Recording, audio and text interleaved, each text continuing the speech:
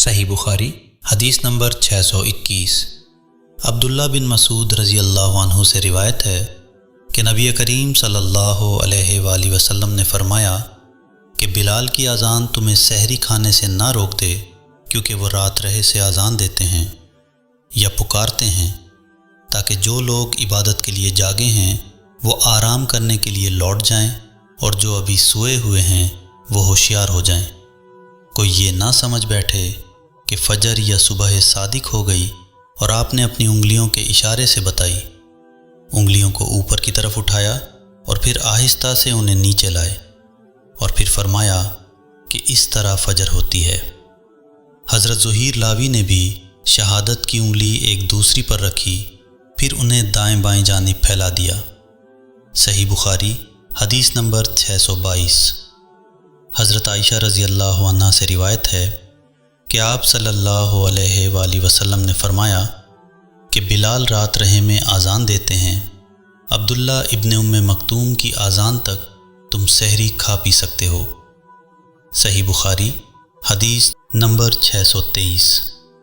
حضرت عائشہ رضی اللہ عنہا سے روایت ہے کہ آپ صلی اللہ علیہ وآلہ وسلم نے فرمایا کہ بلال رات رہے میں اذان دیتے ہیں، عبداللہ ابن ام مکتوم کی اذان تک تم سحری کھا پی سکتے ہو۔ صحیح بخاری حدیث نمبر 624۔ عبداللہ بن مغفل مزنی رضی اللہ عنہ سے روایت ہے کہ رسول اللہ صلی اللہ علیہ وآلہ وسلم نے 3 مرتبہ فرمایا کہ ہر 2 اذانوں و اقامت کے درمیان ایک نماز کا فصل دوسری نماز سے ہونا چاہیے، جو شخص ایسا کرنا چاہے۔ صحیح بخاری حدیث نمبر 625۔ حضرت انس رضی اللہ عنہ سے روایت ہے کہ جب مؤذن اذان دیتا تو نبی کریم صلی اللہ علیہ وآلہ وسلم کے صحابہ ستونوں کی طرف لپکتے۔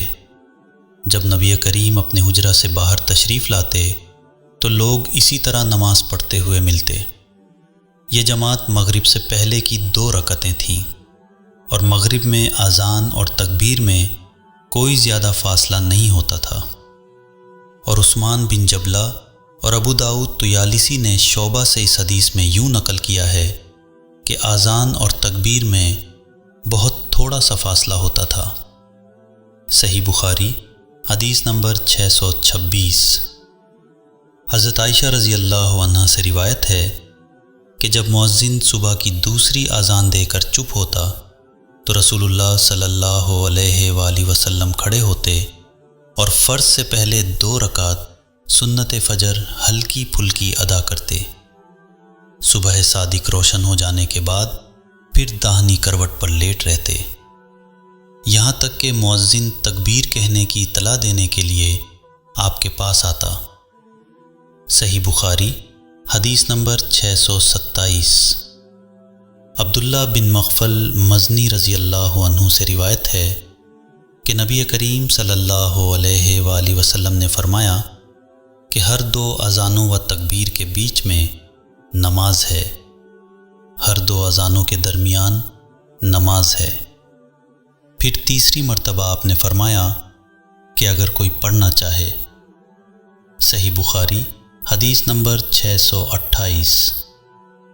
مالک بن حویرث رضی اللہ عنہ سے روایت ہے کہ میں نبی صلی اللہ علیہ وآلہ وسلم کی خدمت میں اپنی قوم بنی لیث کے چند آدمیوں کے ساتھ حاضر ہوا، اور میں نے آپ کی خدمت شریف میں 20 راتوں تک قیام کیا۔ آپ بڑے رحم دل اور ملنسار تھے۔ جب آپ نے ہمارے اپنے گھر پہنچنے کا شوق محسوس کر لیا تو فرمایا کہ اب تم جا سکتے ہو، وہاں جا کر اپنی قوم کو دین سکھاؤ اور سفر میں نماز پڑھتے رہنا۔ جب نماز کا وقت آ جائے تو تم میں سے ایک شخص اذان دے، اور جو تم میں سب سے بڑا ہو وہ امامت کرائے۔ صحیح بخاری حدیث نمبر 629۔ حضرت ابو ذر غفاری رضی اللہ عنہ سے روایت ہے کہ ہم نبی کریم صلی اللہ علیہ وآلہ وسلم کے ساتھ ایک سفر میں تھے۔ مؤذن نے اذان دینی چاہی تو آپ نے فرمایا ٹھنڈا ہونے دے۔ پھر مؤذن نے اذان دینی چاہی تو آپ نے فرمایا ٹھنڈا ہونے دے، یہاں تک کہ سایہ ٹیلوں کے برابر ہو گیا۔ نبی کریم صلی اللہ علیہ وآلہ وسلم نے فرمایا کہ گرمی کی شدت دوزخ کی بھاپ سے پیدا ہوتی ہے۔ صحیح بخاری حدیث نمبر 630۔ مالک بن حویرث رضی اللہ عنہ روایت کرتے ہیں کہ دو شخص نبی کریم صلی اللہ علیہ وآلہ وسلم کی خدمت میں آئے۔ یہ کسی سفر میں جانے والے تھے۔ آپ نے ان سے فرمایا کہ دیکھو، جب تم سفر میں نکلو تو نماز کے وقت راستے میں اذان دینا، پھر اقامت کہنا، پھر جو شخص تم میں عمر میں بڑا ہو وہ نماز پڑھائے۔